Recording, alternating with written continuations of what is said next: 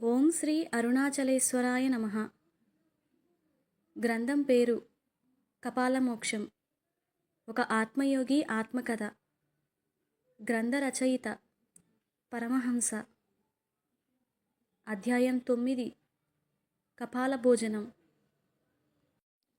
ఆ బిచ్చ కాపాలికుడితో నేను వెళ్ళటం, భైరవశాలలోనికి అంతర్గతంగా ఉన్న చిన్నపాటి చీకటిలో గుహలోనికి నన్ను తీసుకువెళ్ళటం జరిగింది. ఆ గుహలోపల కపాలం ధరించిన 6 అడుగుల కాలభైరవ విగ్రహం కనపడింది. దానిని చూడగానే నమస్కారం చెయ్యాలని అనిపించలేదు.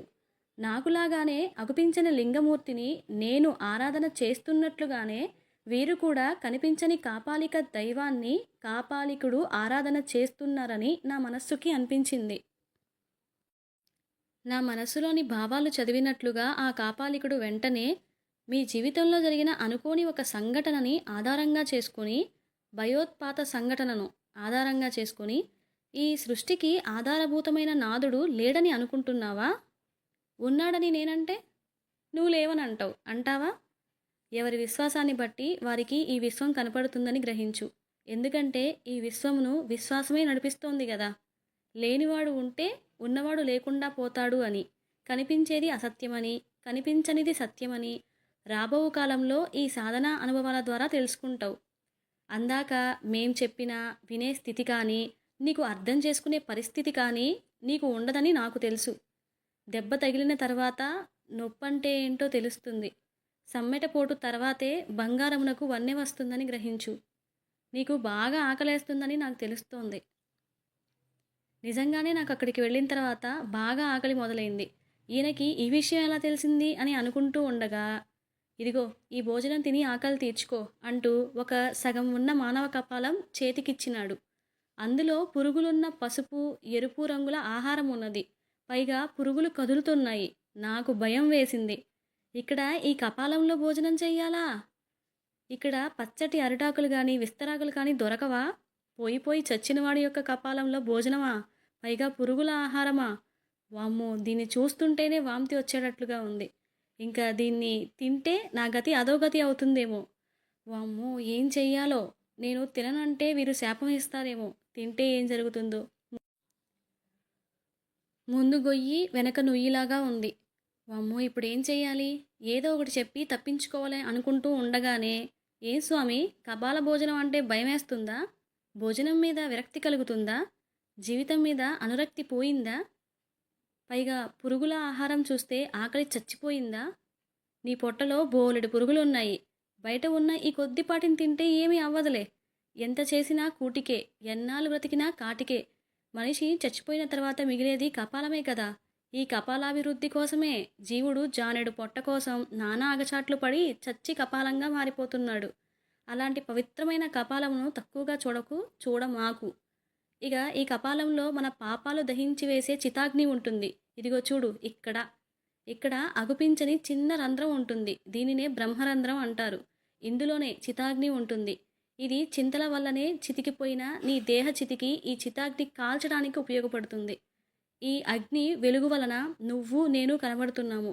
ఈ ప్రపంచమంతా, ఈ విశ్వమంతా ఈ వెలుగులోనే ఉంటుంది. అందరూ సూర్యుని వల్ల కాంతి వెలుగు వస్తుందని అనుకుంటారు. కానీ ఆ సూర్యుడికి కాంతిని ఇచ్చేది ఏంటో తెలుసా? ఈ కపాలంలోని బ్రహ్మరంధ్రంలోని చితాగ్ని. స్వామి, నన్ను నమ్ము. నేను చెప్పింది అర్థమైతే సిద్ధాంతం, అర్థం కాకపోతే వేదాంతం, అర్థం అయ్యి కానట్లుగా ఉంటే రాద్ధాంతం.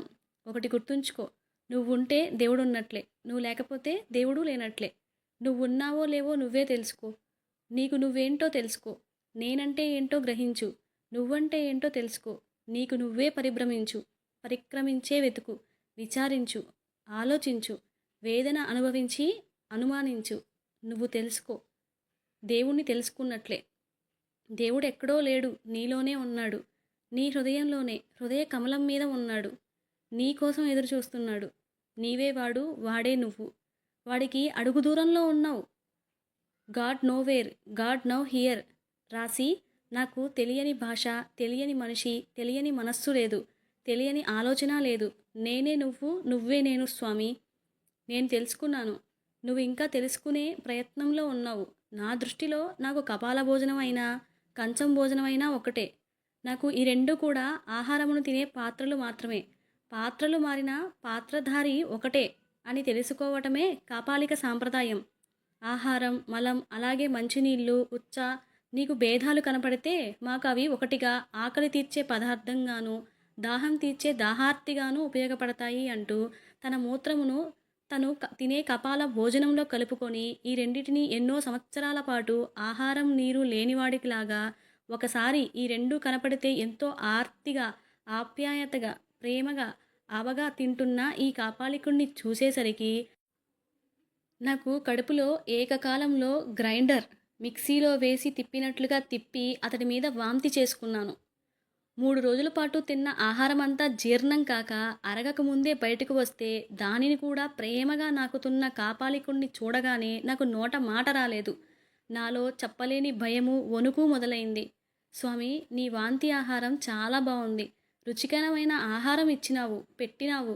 నాకు చాలా సంతోషంగా ఉంది అని ఆ కాపాలిక స్వామి అంటూ ఉండగానే నేను కాళ్ళకి బుద్ధి చెప్పి పరిగెత్తుతూ ఎందుకో వెనక్కి తిరిగి చూడగానే ఆ కాపాలికుడు వెనక భాగం అనగా వీపు భాగం 3 తలలు ఉన్న ఆ స్వామి అనగా దత్తాత్రేయ స్వామి యొక్క నీడలాంటి ఆకారం కనిపించడంతో నాలో తెలియని భయంతో బయటికి పరిగెత్తిన గుహ బయటికి ఎదురుగా మళ్ళీ ఈ కాపాలికుడు కనిపించి చిరునవ్వు నవ్వుతూ చేతితో ఆశీర్వాదం చేస్తున్నట్లుగా కనిపించింది.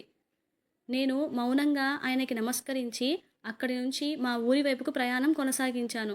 మీరు భయపడకండి.